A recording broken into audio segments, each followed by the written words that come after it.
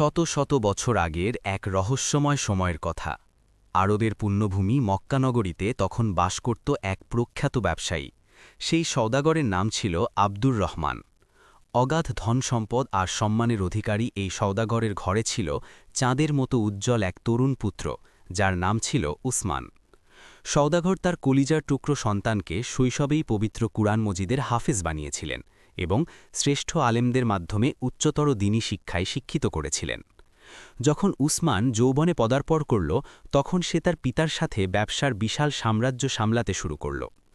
কিছুদিন অতিবাহিত হওয়ার পর হঠাৎ আব্দুর রহমান কঠিন ব্যাধিতে আক্রান্ত হয়ে শয্যাশায়ী হয়ে পড়ল। দেশ বিদেশের বড় বড় চিকিৎসক দিয়ে তার চিকিৎসা চলছিল ঠিকই, কিন্তু দিনের পর দিন তার শারীরিক অবস্থার অবনতিই হতে থাকল। নিজের অন্তিম সময় ঘনিয়ে আসছে বুঝতে পেরে আব্দুর রহমান তার পুত্র উসমানকে শিয়রের কাছে ডেকে নিল এবং মৃদুস্বরে বলল, প্রিয় বৎস, এই পৃথিবীটা আদতে ক্ষণস্থায়ী এক সরাইখানা এবং এখানকার প্রতিটি ঐশ্বর্যই আজ আছে তো কাল নেই। কিন্তু মৃত্যুর পর যে অনন্ত জীবন অপেক্ষা করছে, তাই হল প্রকৃত এবং চিরস্থায়ী জীবন। বাবা, আমার বিদায়ের বেলা ঘনিয়ে এসেছে, তাই আমি তোমাকে কিছু বিশেষ ওসিয়ত বা উপদেশ দিয়ে যেতে চাই। যদি তুমি আমার এই কথাগুলো পালন করো, তবে তুমি ইহকাল ও পরকালে সর্বদা সুখে থাকবে। আর যদি তুমি আমার এই আদেশ অমান্য করো, তবে তোমাকে নিজের অবাধ্যতার জন্য চরম অনুশোচনায় দগ্ধ হতে হবে। পিতার এমন গাম্ভীর্যপূর্ণ কথা শুনে উসমান সজল নয়নে উত্তর দিল, আব্বাজান, আপনার প্রতিটি হুকুম তামিল করা আমার জন্য জাগতিক ও পারলৌকিক সব দিক থেকেই বাধ্যতামূলক এবং পরম কর্তব্য। আমি কিভাবে আপনার অবাধ্য হওয়ার কথা কল্পনাও করতে পারি। তখন আব্দুর রহমান বলল, তবে শোনো বৎস, আমি তোমার জন্য উত্তরাধিকার সূত্রে এত বিপুল সম্পদ রেখে যাচ্ছি যে তুমি যদি প্রতিদিন নির্দ্বিধায় 400 স্বর্ণমুদ্রা বা দিনার খরচ করো, তবুও তোমার জীবদ্দশায় সেই ধনভাণ্ডারে কখনো টান পড়বে না। তবে মনে রেখো, তুমি সর্বদা আল্লাহ রাব্বুল আলামিনকে ভয় করবে এবং অভাবী মানুষদের দিকে সাহায্যের হাত বাড়িয়ে দেবে। জীবনে চলার পথে সবসময় এমন মানুষের সান্নিধ্য বেছে নেবে যারা নেককার ও পরহেজগার, আর অসৎ ও পাপিষ্ঠ লোকদের থেকে যোজন যোজন দূরে থাকবে। নিজের কলুষমুক্ত অন্তলে কখনো কোনো অন্যায় বা পাপাচারের চিন্তা ঠাঁই দেবে না এবং নিজের অধীনস্থ কর্মচারী ও স্ত্রী সন্তানদের সাথে সবসময় নম্র ও সহমর্মিতার আচরণ করবে। এরপর সওদাগর তার প্রিয় পুত্রের কল্যাণে আরও অনেক হিতোপদেশ প্রদান করল। পিতার বিদায়ী কথাগুলো শুনে উসমান কান্নায় ভেঙে পড়ল এবং আবেগাপ্লুত হয়ে বলল, আব্বাজান, আপনি তো এমনভাবে কথা বলছেন যেন মানুষ চিরস্থায়ীভাবে পরপারে বিদায় নেওয়ার প্রাক্কালে বলে থাকে। এই কথাটি বলেই উসমান তার পিতার বুকে ঝাঁপিয়ে পড়ল এবং কান্নায় ভেঙে পড়ল। আর ঠিক সেই মুহূর্তেই আব্দুর রহমানের রুহ বা আত্মা নশ্বর দেহ ত্যাগ করে পরপারে পাড়ি জমাল। বাবার ইন্তেকালের পর উসমানের ওপর যেন শোকের কালো মেঘ নেমে এলো এবং সারা ঘরে কান্নার রোল পড়ে গেল। মরহুম পিতার পুরনো বন্ধুরা তাকে সান্ত্বনা দিতে ঘিরে ধরল এবং যথাযথ ধর্মীয় মর্যাদায় জানাজা সম্পন্ন করে তারা লাশ নিয়ে কবরস্থানে উপস্থিত হল। এরপর শোকাতুর উসমান একটানা 40 দিন পর্যন্ত নিজের গৃহেই আবদ্ধ থাকল এবং শুধুমাত্র 5 ওয়াক্ত ফরজ নামাজ আদায়ের জন্য মসজিদে গমন করত। পরিশেষে একদিন তার একদল সমবয়সী বন্ধুবান্ধব তার বাড়িতে উপস্থিত হল। এরা ছিল মূলত সেই সব ধনাঢ্য ব্যবসায়ীদের সন্তান যাদের সাথে উসমানের পিতার গভীর সখ্যতা ছিল। তার বন্ধুরা তাকে উদ্দেশ্য করে বলল, তুমি আর কতদিন এভাবে নিজেকে গৃহবন্দী করে শোক পালন করবে? তুমি তো নিজের বিশাল ব্যবসা বাণিজ্য এবং বন্ধুবান্ধব সবার প্রতি চূড়ান্ত অবহেলা শুরু করেছ। চলো, এবার শোক ঝেড়ে ফেলে ওঠো এবং তেজি ঘোড়ায় চড়ে কিছুটা সময় আমাদের সাথে কাটাও, যাতে তোমার বিষণ্ণ মনটি প্রফুল্ল হয়। বন্ধুদের জোড়াজুড়িতে উসমান রাজি হয়ে গেল এবং ঘোড়ায় সওয়ার হয়ে তাদের সাথে সারা দিন আমোদ প্রমোদে ঘুরে বেড়াল। যখন রজনী ঘনিয়ে এলো, তখন সবাই যার যার প্রাসাদে ফিরে গেল। পরের দিনও একই ঘটনার পুনরাবৃত্তি ঘটল এবং তার সেই বন্ধুরা এসে তাকে পুনরায় ভ্রমণে নিয়ে গেল এবং তারা প্রচুর অপচয় ও ভোজন রসিকতায় মেতে উঠল। কিছু বন্ধু সাথে করে নিষিদ্ধ পানীয় বা মদ নিয়ে এলো এবং উসমানের দিকে বাড়িয়ে দিয়ে বলল, এটা পান করে দেখো, এতে তোমার মনের সব দুঃখ কষ্ট কর্পূরের মতো উবে যাবে। ফলে তারা সারা দিন এভাবেই পাপাচার ও বিলাসিতায় গা ভাসিয়ে দিল। গভীর রাতে যখন উসমান টলটলায়মান অবস্থায় ঘরে ফিরল, তখন তার স্ত্রী দেখল যে উসমান নেশায় কাণ্ডজ্ঞান হারিয়ে ফেলেছে। তখন উসমানের স্ত্রী ব্যথিত হয়ে বলল, হে আমার প্রাণের স্বামী, আপনি কি আপনার প্রয়াত পিতার সেই মূল্যবান নসিহতগুলো এর মধ্যেই বিস্মৃত হলেন? উসমান ঔদ্ধত্যের সাথে উত্তর দিল, এরা সবাই আমার অতি শুভাকাঙ্ক্ষী বন্ধু এবং এরা সেই সব সম্ভ্রান্ত ব্যবসায়ীদেরই সন্তান যারা আমার পিতার ঘনিষ্ঠ বন্ধু ছিলেন। ফলে সে এভাবেই তথাকথিত বন্ধুদের সাথে পাপাচারে মগ্ন রয়ে রইল। এভাবে দিন কাটতে কাটতে একদিন উসমান হঠাৎ উপলব্ধি করল যে সে বিশাল অঙ্কের অর্থ ব্যয় করে ফেলেছে। কিন্তু পরক্ষণেই তার মনে কুমন্ত্রণা এলো যে আমার হাতে তো এখনও অঢেল ধনসম্পদ অবশিষ্ট আছে। অতঃপর সে টানা ৩ বছর পর্যন্ত এভাবেই অর্থহীন বিলাসিতা ও অপচয় চালিয়ে গেল। তার বুদ্ধিমতী স্ত্রী তাকে বারবার সঠিক পথে ফিরিয়ে আনার জন্য অনেক চেষ্টা করল এবং বোঝাল, কিন্তু সে তার স্ত্রীর হিতোপদেশকে পাত্তাই দিল না। অবশেষে সে তার পৈতৃক সমস্ত স্থাবর অস্থাবর সম্পত্তি উড়িয়ে দিল এবং পরিবারের অলঙ্কারাদি বিক্রি করতে শুরু করল। এমনকি চূড়ান্ত পর্যায়ে সে নিজের বাসগৃহটিও বিক্রি করে দিতে বাধ্য হল।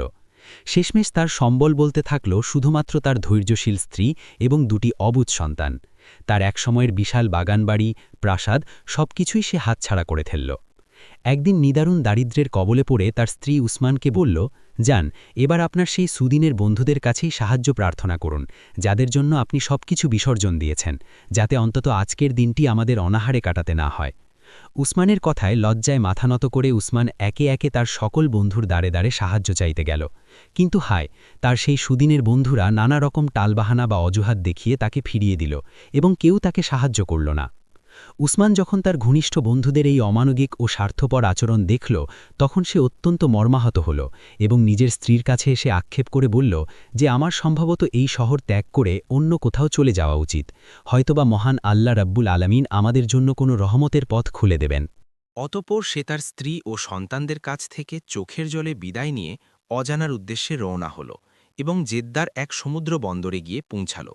সেখানে সম্পূর্ণ আকস্মিকভাবে তার পিতার এক অতি পুরনো ও বিশ্বস্ত বন্ধুর সাথে তার সাক্ষাৎ হল। সেই প্রবীণ ব্যক্তি উসমানকে অত্যন্ত স্নেহভরে জিজ্ঞেস করল, বৎস, এমন দুর্দশায় তুমি কোথায় যাচ্ছ?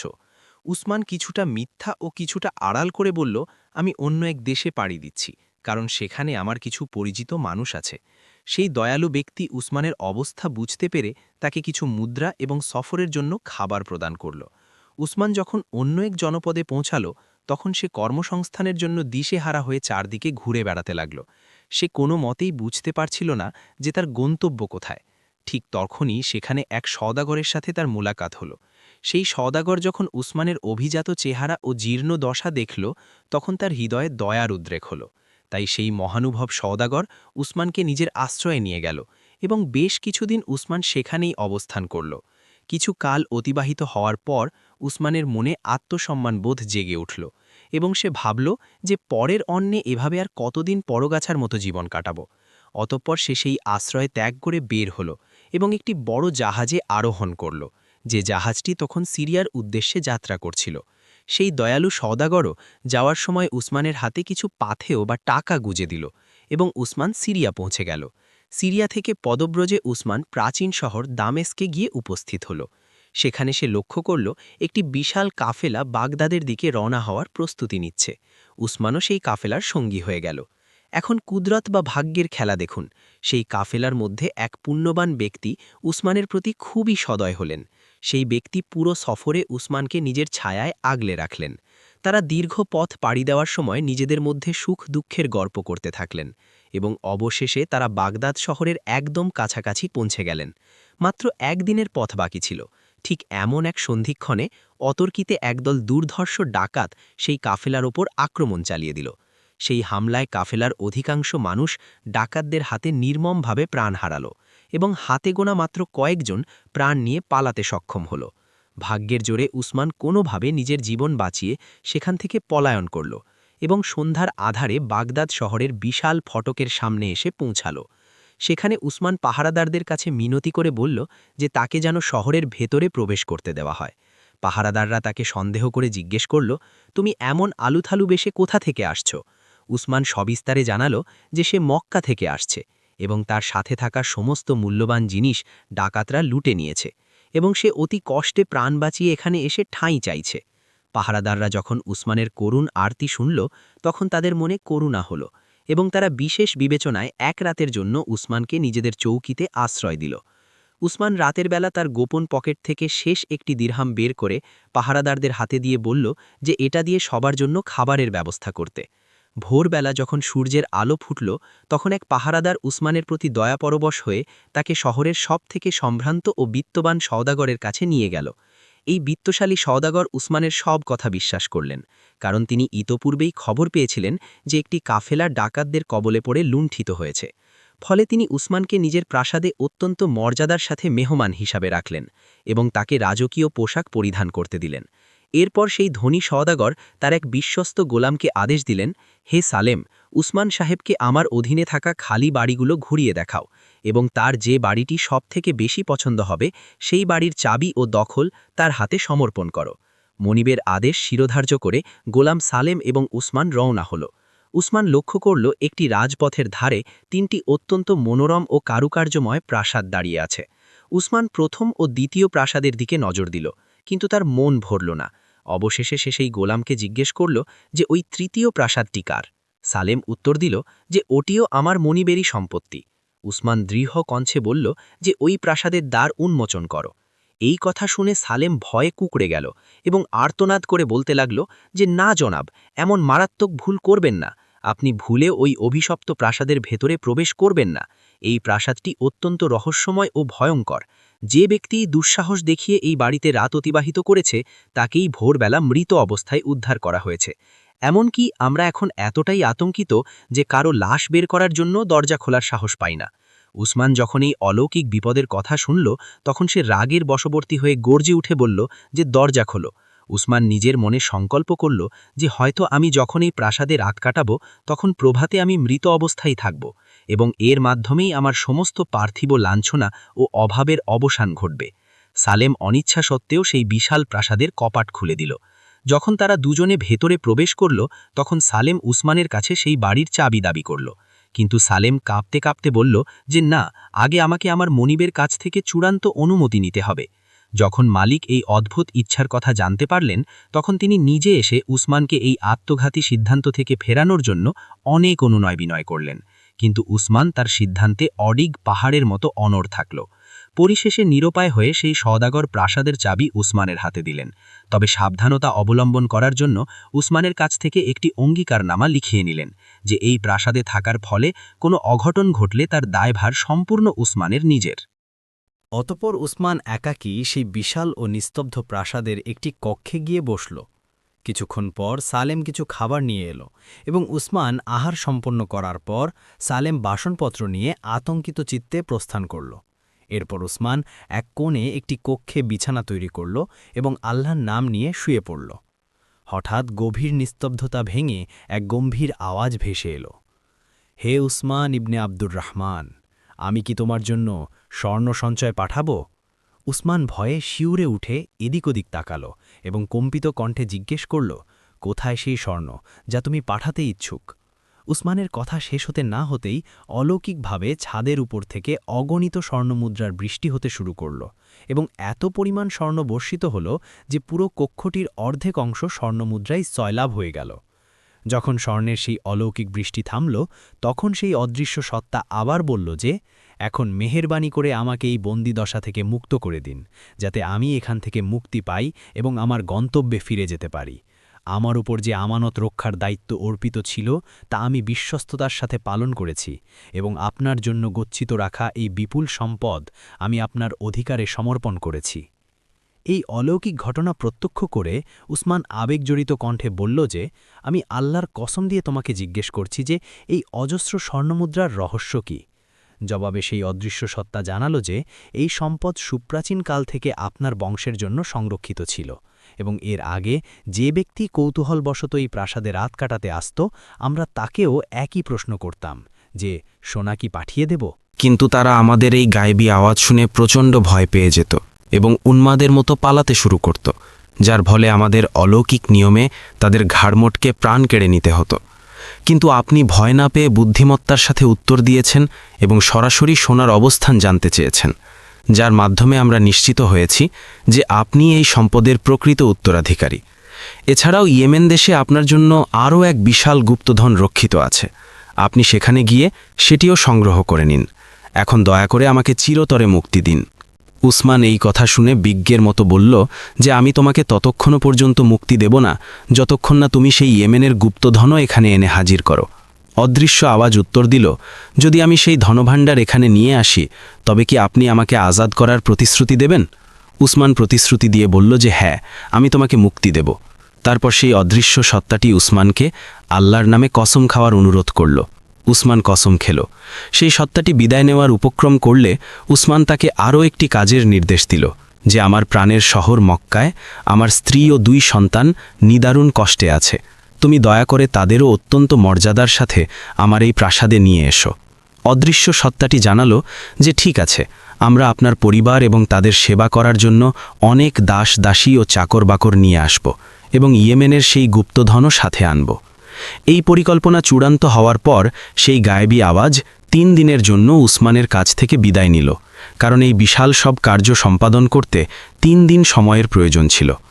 ভোরবেলা যখন পৃথিবীর বুকে আলো ফুটল, তখন উসমান শয্যা ত্যাগ করে সেই ছড়ানো ছিটানো স্বর্ণমুদ্রাগুলোকে নিরাপদে রাখার জন্য স্থান খুঁজতে লাগল। হঠাৎ তার দৃষ্টি দেয়ালে লাগানো একটি পাথরের সিলের ওপর নিবদ্ধ হল, যাতে একটি হাতল লাগানো ছিল। যখন উসমান সেই হাতলটি ঘোরালো, তখন ধীরে ধীরে সেই পাথরটি সরে গেল এবং ভেতরে একটি গুপ্ত কক্ষের দ্বার উন্মোচিত হল, যেখানে অনেক মজবুত চটের থলে রাখা ছিল। উসমান সেই থলেগুলোতে সব স্বর্ণমুদ্রা ভরে ফেলল এবং যখন সব থলে পূর্ণ হল, তখন সেগুলোকে সেই গুপ্ত কক্ষেই সাজিয়ে রেখে পুনরায় হাতলটি ঘুরিয়ে দিয়ে দরজা বন্ধ করে দিল। এরপর সে যেন কিছুই হয়নি এমনভাবে একটি সোফায় গিয়ে আরাম করে বসল। হঠাৎ উসমান কারোর পায়ের শব্দ শুনতে পেল এবং উসমানের দরজায় কড়া নাড়ল। উসমান দরজা খুলতেই দেখল সামনে সওদাগরের গোলাম সালেম স্থানুর মতো দাঁড়িয়ে আছে। সালেম যখন উসমানকে সম্পূর্ণ অক্ষত ও হাসি খুশি দেখল, তখন সে আনন্দে চিৎকার করতে করতে তার মানিবের কাছে দৌড়ে গেল এবং খবর দিল যে উসমান সাহেব অলৌকিকভাবে বেঁচে আছেন। এই সংবাদ শুনে ধনী সওদাগর অত্যন্ত আনন্দিত হলেন এবং মেহমানের জন্য উন্নত খাবার নিয়ে স্বয়ং প্রাসাদে উপস্থিত হলেন। তিনি আলীকে দেখে মুচকি হেসে বললেন, সব কুশল তো? উসমান বিনীতভাবে জানালো যে সব কিছুই চমৎকার আছে এবং সে পবিত্র কোরআনের কিছু আয়াত পাঠ করে ঘুমানোর ফলে খুব শান্তিতে রাত কাটিয়েছে।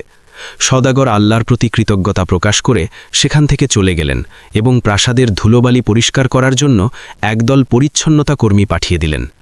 যখন শহরে এই অলৌকিক খবর ছড়িয়ে পড়ল, তখন গণ্যমান্য ব্যক্তিরা উপহার সামগ্রী নিয়ে উসমানের সাথে সৌজন্য সাক্ষাৎ করতে এলেন এবং কৌতূহলী হয়ে জিজ্ঞেস করলেন যে তার অবশিষ্ট মালপত্র ও পরিবার কবে আসবে। উসমান শান্তভাবে জানালো যে মাত্র 3 দিনের অপেক্ষা। যখন নির্ধারিত 3 দিন পার হল, তখন সেই অদৃশ্য সত্তার প্রতিনিধি উসমানের সামনে হাজির হয়ে জানালো যে তার পরিবার ও সম্পদ এসে পৌঁছেছে। অতঃপর উসমান অনেক কর্মচারী ও দাসদাসী সাথে নিয়ে শহরের ফটকের দিকে এগিয়ে গেল তাদের স্বাগত জানাতে। কিছুদূর যাওয়ার পর তারা দেখল দিগন্ত জুড়ে ধুলোর ঝড় উঠছে। যখন ধুলো শান্ত হল, তখন দেখা গেল এক বিশাল কাফেলা আসছে, যাতে অগণিত উট, ঘোড়া ও গাধা রয়েছে এবং সাথে একদল গায়ক ও কর্মচারী উৎসব মুখর পরিবেশে এগিয়ে আসছে। যখন সেই রাজকীয় কাফেলা কাছে এলো, তখন প্রধান কর্মচারী উসমানের সামনে নতজানু হয়ে তার হাতে চুমু খেল এবং জানালো যে চোর ডাকাতের ভয়ে তারা রাতে যাত্রা না করায় পৌঁছাতে কিছুটা বিলম্ব হয়েছে। এরপর উসমান ও বাগদাদের সওদাগররা ঘোড়ায় সওয়ার হয়ে সেই বিশাল কাফেলার সাথে শহরের ভেতরে প্রবেশ করলেন। বাগদাদের অন্য ব্যবসায়ীরা উসমানের এই ঐশ্বর্য দেখে হতভাগ হয়ে গেলেন এবং কানাকানি করতে লাগলেন যে এমন বিপুল সম্পদ ও দাসদাসী তো খোদ বাগদাদের বাদশাহের দরবারেও নেই। কাফেলাটি প্রাসাদের সামনে পৌঁছালে পুরুষরা উসমানের সাথে কক্ষের ভেতরে এবং মহিলারা উসমানের স্ত্রীর সান্নিধ্যে গমন করলেন। সেই ধনী সওদাগর উসমানের পশুগুলোর আশ্রয়ের জন্য নিজের আস্তাবলের ব্যবহার করার প্রস্তাব দিলেন, কিন্তু উসমান বিনীতভাবে তা প্রত্যাখ্যান করে জানালো যে তারা শীঘ্রই অন্য গন্তব্যে চলে যাবে। প্রকৃতপক্ষে পরের দিনই উসমান সেই সব অলৌকিক সত্তাদের মুক্তি দিল এবং তারা আনন্দে আকাশে উড়ে অদৃশ্য হয়ে গেল। অতঃপর উসমান তার প্রিয় স্ত্রীর কাছে গিয়ে একান্তে জিজ্ঞেস করল যে আমার অবর্তমানে তোমরা মক্কায় কিভাবে দিন কাটিয়েছ। উসমানের স্ত্রী চোখের পানি মুছে জানালো যে তারা নিদারুণ ক্ষুধা ও যন্ত্রণার মধ্যে নিমজ্জিত ছিল। উসমান তার স্ত্রীর হাত ধরে সান্ত্বনা দিয়ে বলল যে এখন শুধু আল্লাহর শুকরিয়া আদায় করো, কারণ তিনি আমাদের সব বিপদ দূর করেছেন। তবে তুমি আমাকে বলো যে তোমরা মক্কা থেকে এই সুদূর বাগদাদে কিভাবে পৌঁছালে। তার স্ত্রী জানালো যে এক রাতে যখন সে সন্তানদের নিয়ে ঘুমাচ্ছিল, তখন হঠাৎ এক অলৌকিক শক্তি তাদের জাগিয়ে তুলে শূন্যে ভাসিয়ে এক বিশাল কাফেলার কাছে নিয়ে গেল সেখানে তারা অগণিত উট, ঘোড়া ও চাকর বাকর দেখতে পেল এবং তারা বিনয়ের সাথে জানালো যে তারা মক্কার উসমান ইবনে আব্দুর রহমানের অনুগত ভৃত্য এবং তাকে নিতেই তাদের পাঠানো হয়েছে। যখন উসমান তার স্ত্রীর গায়ে রাজকীয় পোশাক দেখল, তখন সে জিজ্ঞেস করল যে এটি কে দিয়েছে। স্ত্রী জানালো যে কাফেলার প্রধান কর্মচারী তাকে একটি চাবির গোচ্ছা দিয়েছিল এবং সিন্দুক খুলে এই চমৎকার পোশাক পরতে বলেছিল। এরপর উসমানের স্ত্রী সেই রহস্যময় চাবির গোচ্ছা উসমানের হাতে সমর্পণ করল। যখন উসমান সেই বিশাল সিন্দুকগুলো খুলল, তখন সে বিস্ময়ে বিমোহিত হয়ে গেল, কারণ সেখানে অগাধ হিরে জহরত, পান্না ও অমূল্য রত্নভাণ্ডার গিজগিজ করছিল। এরপর উসমান তার স্ত্রীকে সেই গোপন দেয়ালের কাছে নিয়ে গেল এবং হাতল ঘুরিয়ে সেই স্বর্ণমুদ্রার থলেগুলো দেখালো। উসমান যখন এই পর্বতসম স্বর্ণ দেখল, তখন তার চোখ চড়ক গাছ হয়ে গেল এবং সে এর উৎস জানতে চাইল। উসমান তখন শুরুর অপমান থেকে শুরু করে গায়েবী আওয়াজ পর্যন্ত সব অলৌকিক কাহিনী তার স্ত্রীকে খুলে বলল। উসমানের স্ত্রী অত্যন্ত বুদ্ধিমতী ছিল। সে আল্লাহর দরবারে সিজদা করে বলল যে আমার প্রাণপ্রিয় স্বামী, দয়া করে আপনি আর কখনো সেই সব অসৎ ও মন্দ লোকদের সাথে বন্ধুত্ব করবেন না। সর্বদা আল্লাহর ভয় করবেন এবং দ্বীনি পথে সম্পদ ব্যয় করবেন। উসমান তার স্ত্রীর কথায় সায় দিয়ে অঙ্গীকার করল যে সে এখন থেকে শুধু সৎ পরামর্শে চলবে এবং আল্লাহর কাছে সিরাতুল মুস্তাকিমে চলার শক্তি প্রার্থনা করল। এভাবেই উসমান বাগদাদের ইতিহাসে শ্রেষ্ঠ ও পরোপকারী সৌদাগর হিসেবে অমর হয়ে গেল এবং তারা সপরিবারে পরম সুখে জীবন অতিবাহিত করতে লাগল।